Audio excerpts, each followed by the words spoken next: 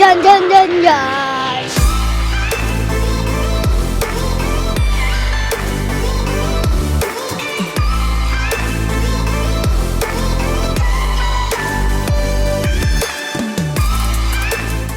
Hello, hello! Welcome back to the vlog! May neck pillow pa ang mamshi. Dito kami ngayon sa Lipa. Magang-maga ang fest ng Mamshi Cakes dahil for the Sleeping Beauty ang mamshi sa biyahe. Princess Yarn! May driver. So ayun, ang haba ng binyahe namin. Nandito tayo ngayon sa Lipa. Sa Hotel 1925. Dito kami magpa-park. Kasi dapat sa SM City Lipa kami magpa-park. Pero 6 AM pa pala ang parking doon. And that's gonna be too late. Kasi 6 AM ang ride out. Ang ride today ay 135 kilometers. 1,000 to 1,200 meters ata yung elevation, if I remember correctly. So, ayun. Gravel tayo today. Hindi ko alam kung gaano kahaba yung gravel or yung mga off-road na segments. So, we'll see later kasi first time ko yun madadaanan. Pero, may idea na tayo kasi nadaanan ko na yung ibang mga parts. So, nadaanan ko na yung Lobo, Taysan, ganun. And hindi pa ako nakakadaan sa Laia. So, we'll see what we're gonna do. Kung makakompleto ko tong ride na to, nasana naman, no? Ito na yung longest ride ko sa aking gravel bike. 135 kilometers. So, from Lipa, iikot kami ng Taysan, Lobo, Lipa. Hindi ko na alam yung iba pang mga dadaanan, pero iikot kami sa shoreline. Okay, I think this is gonna be a very nice ride. So, let's go! Good morning, John. It's been a long time since we rode together. Yeah, that's true. Conrad, Ryle, Joseph. I remember that. So, nag-aantay pa kami ng iba. Okay. Yari tayo kay Jello, pare. Yari tayo. So, nag-ride out na kami. 6:34 AM. Dito na kami sa Lipa. Kakalabas lang namin. Busy na dito sa Lipa. Gising na yung mga tao kasi 6:30 na. So, nakaka 5 kilometers na kami. Nandito pa rin kami sa Lipa. Pero nakalabas na kami dun sa barangay. Kasi yung busy na part. Papunta kaming Lobo. Pababa na kami. So, madali lang yung first part. Walang masyadong mahirap. Saktong-sakto, pampainit lang ng legs. Ang sarap ng hangin dahil umaga pa. At saka iba talaga yung weather ngayon eh. Dahil nandyan pa yung hanging amihan. So, malamig pa din. Nandito kami sa mataas na lupa. Lipa City. So, syempre, dikit-dikit pa kami dahil madali pa. And si RL Norman and si Baby Boy Ryle. Medyo maluwag na yung kalsada. Double face line na kami.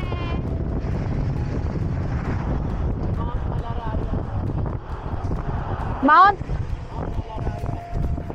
Ayun daw yung... Sana nakita nyo, nandun daw yung Mount Malaraya. So, enjoy na enjoy ako sa Lusong. Yun pala. Aakunin natin. Dito rin pala kami dadaan mamaya pa uwi. So, lumulusong pa din kami. Mahaba-haba tong lusong na to. So, mahaba-haba ang aakunin mamaya. Almost 14 kilometers, 30 minutes after ride out. 7:05 AM. Andito kami sa 7-Eleven, San Roque. Mag-snacks kami or water or whatever kasi papasok na daw kami ng Taysan. Aakyat kami. Actually, hindi ko alam kung aakyat pero bundok daw eh. Doon sa part na yun, wala raw masyadong tindahan. Kaya, 15 minutes. So, going na kami ulit. Parang mas maliliit na yung mga kalsada dito. Masarap talaga mag-bike sa probinsya. Hindi ako masyadong nakakapag-vlog ngayon kasi hindi ko alam, may something. Masyado akong nasa-stress sa mga broom. So, ayan, mas okay yung ganito, di ba? Ang tahimik. Talagang feel ko na nasa probinsya kami. Kasi, every 3 houses may nagsisiga. Araw ba ng pagsisiga today? O, ayan o, parang stasyon sila ng pagsisiga. May something ang Batangas sa pagsisiga. Ito? So, nila, pero Okay. Medyo nahirapan ako dun kasi pakanan, tsaka sinabayan tayo ni Kuyang motorcycle. But it's okay. So ito na yung unang gravel path. Patikim lang daw to kasi maiksi lang. Ayan, tapos na agad. Sobrang iksi lang. Uy! Is the bridge! Ang ganda naman! Oh, tapos ahon. Oh, yun. Oh, tapos gravel ulit na maiksi. And it's done.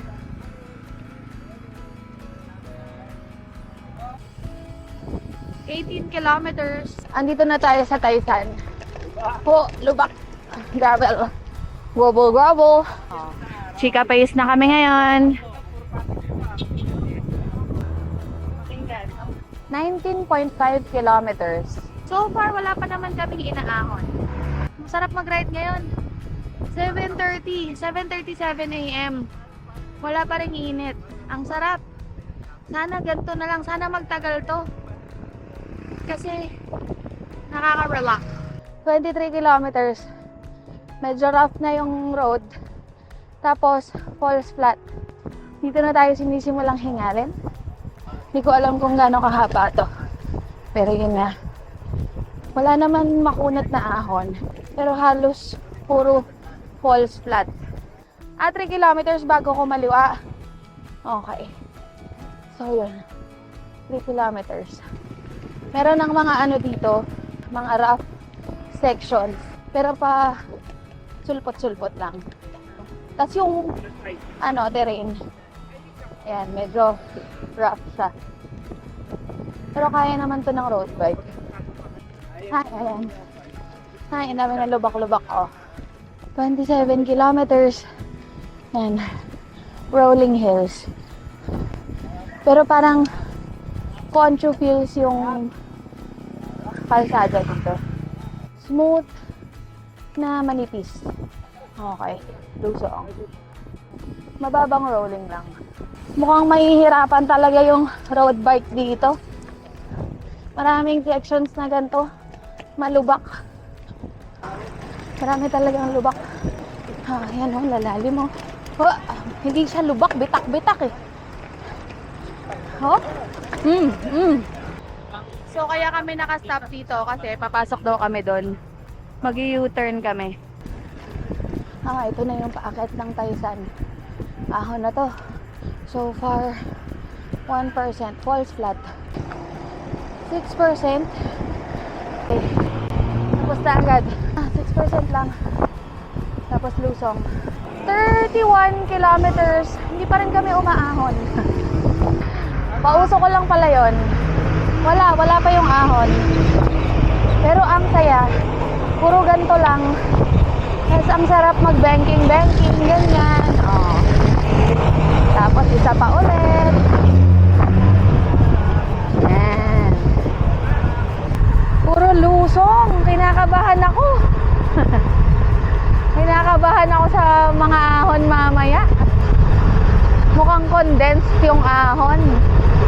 Isang big chunk lang siya. Alam niyo yun? Yung lahat ng elevation nandun lang sa ahon na yun. Ang sarap oh. Grabe oh. Hindi ko maalala kung inahon ko to dati. Kasi ang alam ko, ginawa namin yung Verde Island Passage. Reverse nito. Hindi ko sure kung ito yun. Tsaka ito yung itsura pagka hindi mainit. Ayan na yung climb. Yung climb ay 4.5 kilometers. So, may yellow, may orange, may green, tas yellow. So, wala namang pula. That's good. Okay, ito na. Starting na yung climb. Grabe. Nakaka 500 meters pa lang ako. Hindi ako makasabay sa pace nila. Bilis nila. Yung gradient, nasa 4%. Kaya pala Taysan. Kahit saan may tae. Patapos na yung orange. green na yung kasunod. So, sana mas madali na. Pero, ang weird. Yung gradient, nasa 3 to 4% lang. Mabibilis lang kasi sila. Kaya hirap na hirap ako. 2.83 kilometers to go. Stop muna kami dito sa I Love Bacao na signage. Dito kami magre-regroup. So, dito natapos yung orange na segment. Grabe, nung dinaanan ko to dati, sobrang init. Pero, it's a very different experience pagka hindi mainit. Mahirap pa din. After nung I Love Bacao, may onting-onting ahon pa, pero mababa lang. Tapos lusong na ulit. Tapos ngayon, ayan, lumulusong kami. Tapos after nito, may ahon pa ulit na dilaw. So, siguro mga nasa 3% yon. Hindi ko alam kung mas madali ito o dahil malamig lang. Kasi nung huling punta ko, sobrang init.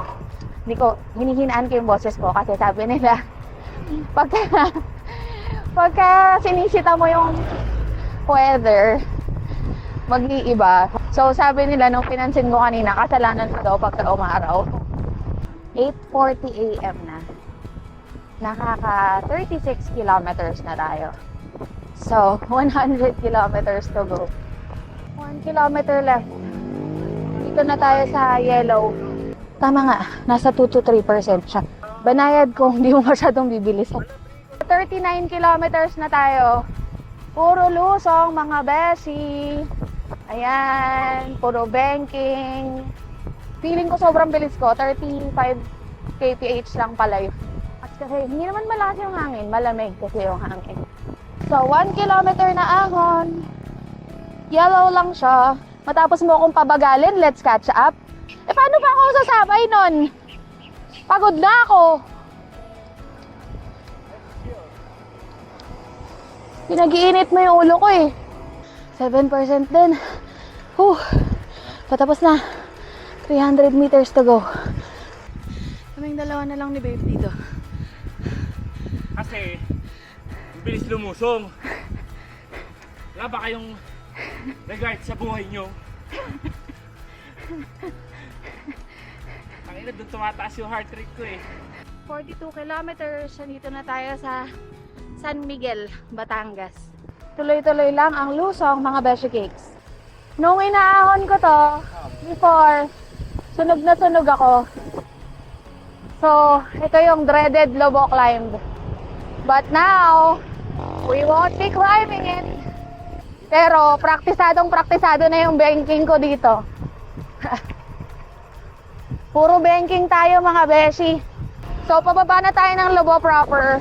Pagkatapos nun, Laia na. So, sa Laia yung gravel section. Barangay Poblacion. Bakit kaya ganon? Ang daming barangay poblasyon.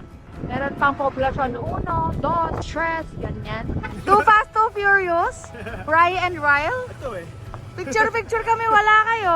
Conrad, ano nangyari sa'yo na wala ka? Kasama namin siya.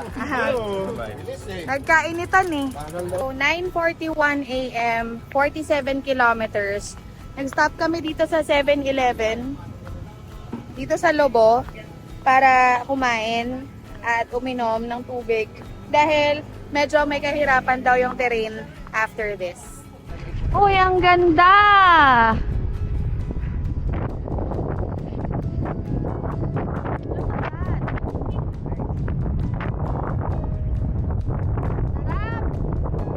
Ang sarap mag-bike.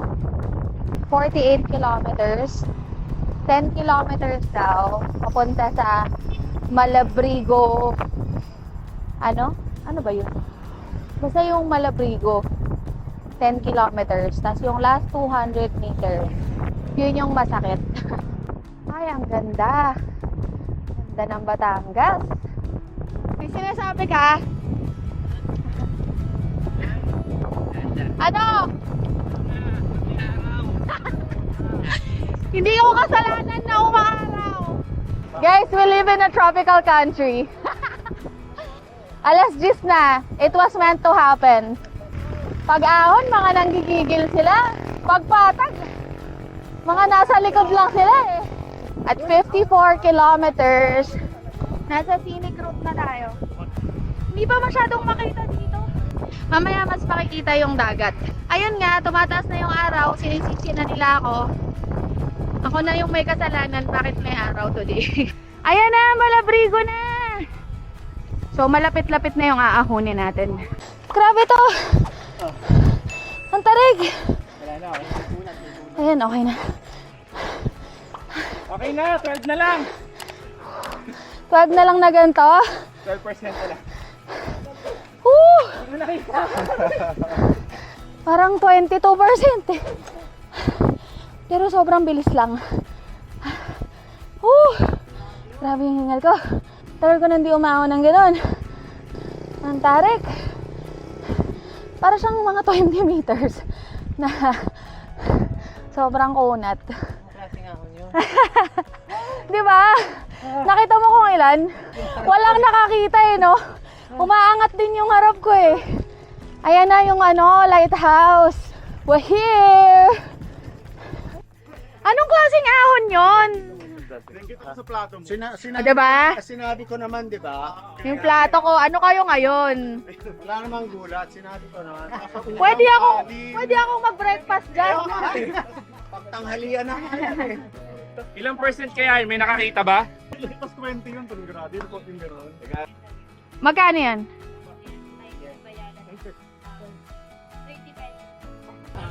Saan pupunta si John John? Bababa ulit? So, doon kami galing. Grabe yung pagod ko. IKR. Ayan na si Chaz. Dito pa lang yung simula ng magandang ride. Puro ganun yung ahon? Meron pa siguro mga dalawang. Masarap. Parang dito ang simula ng gravel ride. John John, did you see the Yung grade? gravel adventure. Did you see how high it was? The grade? Yeah? Not this time, but I think it was like in the 15s. Yeah.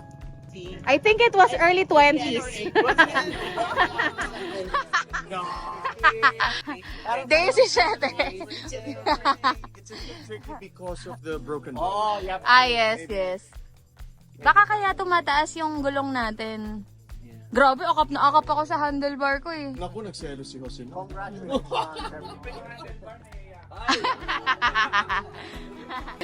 Kailangan may story. Kailangan daw sabihin mo kung anong storya, ate. Vlog sila, sa masasabi Kailangan daw may storytelling. Ikaw naman, in on the spot mo daw si ate. I think she was cutting class. Hindi ko kasalanan, OJ. I'm just, nagtatanong lang naman ako. Hindi ko kasalanan. Init, no? Sino kaya? Parang na-jinx. Hindi ko kasalanan. Hi!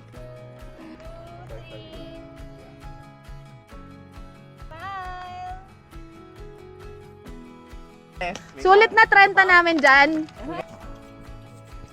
So, nagbabawas na kami ng hangin kasi gravel part na raw after this.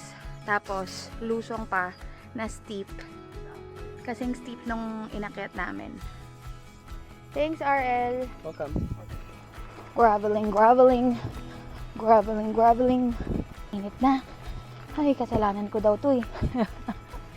So, iba yung dinaanan namin last time. Parang sa kabila yung dinaanan namin noon. Pero steep din, ganun din. Ayan nga, steep nga. Okay. Pero sementado naman. So, uy! Ang ganda! Shucks. Daddy, mauna na ako ha! Kasi hindi ko kaya yung braking. Ayun! Ang ganda! Ingat lang sa braking dahil baka dumiretso kayo sa dagat. Wow! Amazeballs! Ang ganda nun! Ang ganda nung pagpasok nung sa may dagat. Nasa na pala tayo, oh. Shore. Mas maganda to kaysa dun sa dinaanan namin last time. Yung dinaanan namin dati, shoreline din, pero hindi ganito, hindi siya beach. May pader eh. Hindi ka makakapunta dun sa beach. Well, ito rin naman, may barrier. Pero, dito kita mo yung beach. Ayun oh. Tapos yung terrain niya, okay naman. Hindi naman siya masyadong technical. Mabato, pero hindi siya madulas. Hindi siya dangerous na mabato. So far ha. Kasi matigas naman eh. Parang malubak lang. Pero hindi loose. Okay. This is at 57.42 kilometers. Ganda!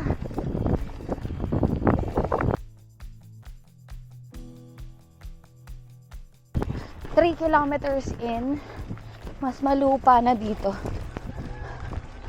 Pero mahaba pa to kasi 18 kilometers daw to. Papuntang Laia. Okay, hindi ko alam kung part na to ng Laia. Pero 18 kilometers daw to. Ayan, malalaki yung bato. And may mga ahon na. Okay. May sementado dito ah. Yan oh. Uy, pahinga to. Namimiss mo rin talaga yung sementado eh. Pagka matagtag talaga yung off-road. At saka, taas talaga ng heart rate ko pag ahon sa off-road. Lalo na pag malalaki yung bato. Nakapagod talaga.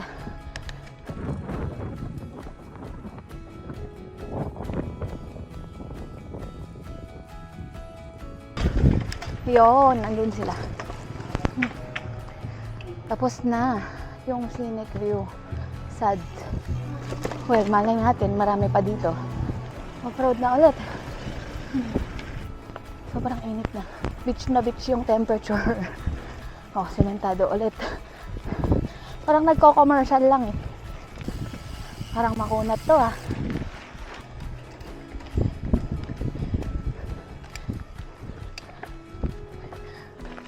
Walang gradient na lumabas. 3%. Are you kidding me? Dito pa talaga tayo nabutan ng init. Mahaba pa ng ahon. Hanggang dun pa. Kita niyo yan? Hanggang dun pa. Hindi ko pa alam kung may kadugtong pa yan.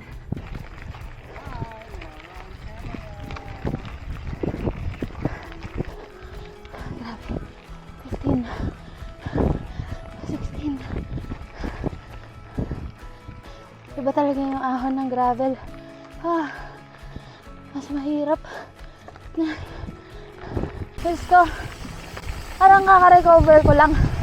Ahon na naman. Wala pang ang 1 kilometer. Ahon na naman tayo. OMG. Pero may silang pala siya. Silang. Ba't ganun? Negative 2%. Recently parang nagluloko Garmin ko. Pag umaahon ako, negative yung lumalabas. So ganito lang talaga siya. Aahon, magpo-flat saglit, tapos aahon ulit. OMG. Negative na naman yung gradient. Hindi ko na napakinabangan to. Tapos hindi rin lumabas sa Climb Pro tong mga climb list. Ayan, magpapahinga na. Thank you Lord. Natatanaw ko na sila. Grabe. Parang 4 kilometers. 4 to 5 kilometers pa lang yun. Mula nung nagpahinga tayo. Wasak. Ginaw. Thanks, Jan. Giniginaw ba kayo? Sobra. Kailangan ko magsuot ng gilet. Oo. Papunta sa loob ng resort kasi, we're gonna drop in to the resort. So after Tapsilog with a full stomach, you're climbing 20 plus. What? What? Pwede malakarin. Pwede lakarin? Nagne-negotiate na wala pa. We came from the water side. That means that was the lowest in the elevation already.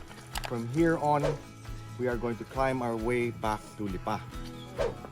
Okay? Oh, nalungkot. Nalungkot siya. And then you'll get some rollers lang here. So it's not a freebie. We're gonna get some recovery, but remember, we're climbing our way back up. Bakit ganun putol-putol yung kalsada? Paano nila pinipili kung ano yung aayusin? Yun o. Sarap! Kumanan tayo sa maliit na kalsada. At ito na naman, at least malilim dito. Okay, laban na ulit sa kaldagan. Oh, ayan na naman, may kalsada na naman. Sementado na naman. Ang galing, no? Grabe yun. 20%. Isa pa ulit.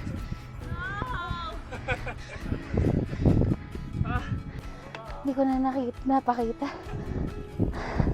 Matatarik yung mga lusong. Tapos, mas matarik yung ahon. Ayan na naman. Kinakabahan na tuloy ako pag lumalusong. Mga humps, ah! Humps! Hindi kita yung mga humps. Invisible. Tumalbog ako. Oh. Buti na lang. Nabalik ko yung grip ko. Bumitaw eh. Ayan na naman. Hops! Grabe tong ride na to. Napaka-challenging. Challenging, pero masaya. Mainit lang. Tinik na naman, oh. Grabe ang terrain dito. Halo-halo. Mabato na malupa. May dinaanan kami na malalaki yung mga bato. So, medyo challenging. Kasi gumagalaw ay nagsiskid yung gulong ko. Hindi siya kumakapit. Pero okay naman, nailaban naman. Hindi naman ako tumukod. Yung hinahon natin ng half hour, binaba natin ng 5 minutes.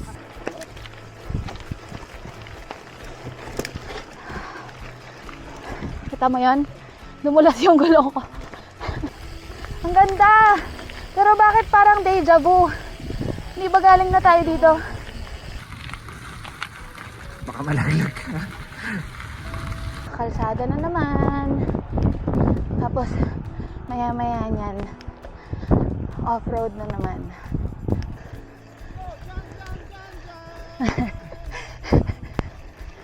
Lika dito ka, kinapos ka pa. Andito yung lilim, kinapos ka pa. Sure ba kayo? Magpipicture tayo? Inat! Jangan vlogs! Hello! Pauwi na tayo, halfway there. Nakaka 7 kilometers pa lang tayo. So, 50% pa lang. Mga 5 kilometers pa raw papuntang Palm Beach. Kung saan kami magla-lunch. Ang tagal pa nun, mga 5 kilometers. 1 kilometer nga lang, parang ang haba eh. Ayokong humihinto. Kasi pagka humihinto ako, nawawala yung hangin. Ramdam ko yung init. Para akong ice cream na nagme-melt. Kailan ako nagwanan? Ulat! Di pa bumababa yun! Bago pa bumaba! Bago pa bumaba yun. Bago pa yun. Hindi pa. Grabe ang haba. 1 kilometer na ahon. Nag 10%. Ayan, 12. Deja vu na naman. Hanggang kailan? Okay lang dito kasi dagat.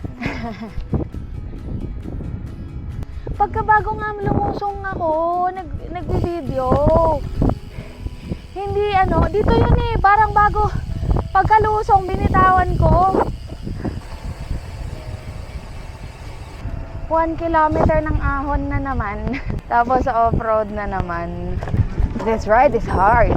Nagapang na po. Opo. Nagapang ang mamsi. Ayan na. Bakit ganun yung mga gradient? Hindi naman. Feeling 6% yun. 11.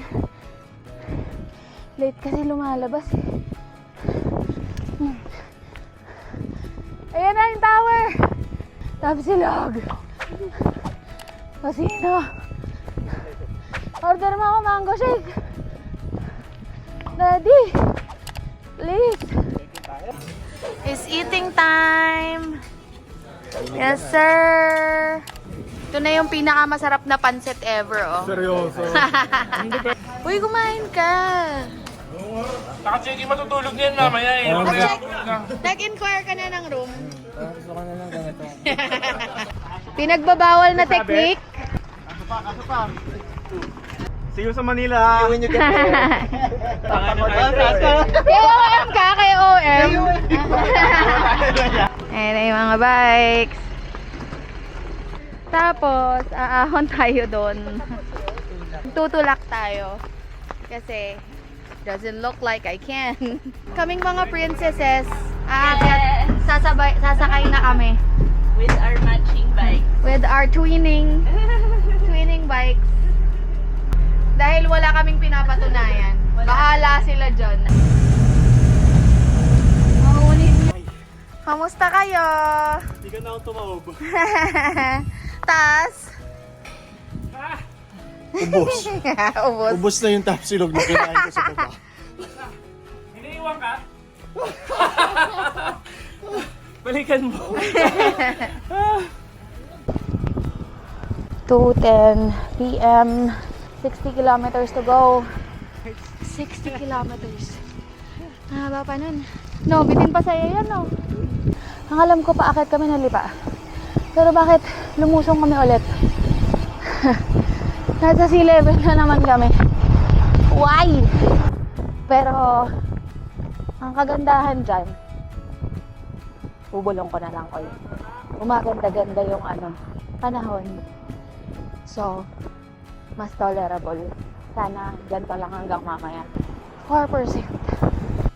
So, after lunch, tapos na lahat ng paghihirap. Wala nang matatarik na ahon, so dire-diretso na from Laia, San Juan, Rosario, and finally, Lipa. Dahil nga lumusong kami galing Laia, medyo kinakabahan na kami dahil kailangan naming umahon ulit pabalik ng Lipa. Pero banayad naman pala pa uwi. Banayad pero sobrang haba. Isipin mo, 50 kilometers ng falls flats. Maximum gradient nito umaabot lang ng 4%. Pero sa sobrang haba niya, pag hindi mo na pace ng maayos, mauubos ka din. Yung pace namin nasa 20 to 25 kph lang. So sa sobrang haba niya, medyo nakakaumay. Kaya inaliw na lang namin sarili namin sa pakikipagkulitan at kwentuhan. Ang ganda nung pace namin kasi hindi na namin kailangan magpahinga masyado. Kasi kung binilisan namin, malamang mas marami kaming pahinga at mas laspag kami. After ng ride, hindi namin masyadong naramdaman yung hapo. Ay, kakaliwa.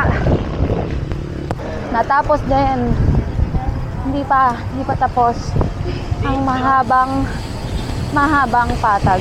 Gusto mo yung nakaupo kayo sa tindahan, tapos biglang may dudukot ng Jollibee. Wala kang mag-refuel. Chika face! Kembot na lang. Tamang chikahan na lang. Pamalipas sa oras. Yan na. Kakanan na kami palipa. Home stretch! Let's go! Yun lang, na-traffic pa. 2 kilometers na lang. It's very, very close na eh. Nakarating din kami. Whew! You survived the traffic. Yeah. Whew! Kainan na. Isa na lang. Sorry, late ako. Ayan, nag-cheers na sila. And we're about to eat. So, ayun, mag-aalas 9 na. Naka-neck pillow na naman ng mamshi. As a princess. Driving si daddy. So, ayun. We're on our way home. Hindi ako masyadong nalaspag. Ang ganda ng ride. Ang ganda ng combination ng road and off-road na experience. Tapos, yung last part lang talaga, yung gapang. Kasi kahit anong gawin mo, mahaba talaga yung patag na yun. Pag binilisan namin, mas malala pa siguro yung kalalagyan namin. So, okay yung pace namin kasi hindi kami masyadong laspag. No, Ben? Nalaspag ka? Ay, antok siya.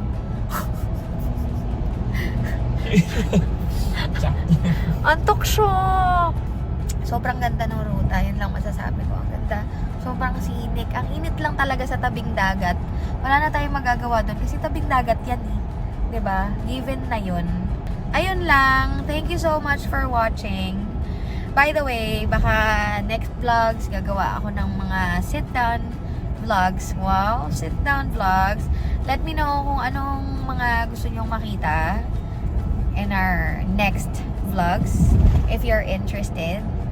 sa aking cycling progress. Iniisip ko if you're interested, yun, share ko rin sana para naman malaman nyo kung ano nga ba, saan nga ba ako nanggaling, para lang ba akong kabote. Bigla na lang akong sumulpot at nag-vlog tungkol sa pagbabike. So ayun, let me know in the comment section. Thank you so much for watching. Till the next vlog!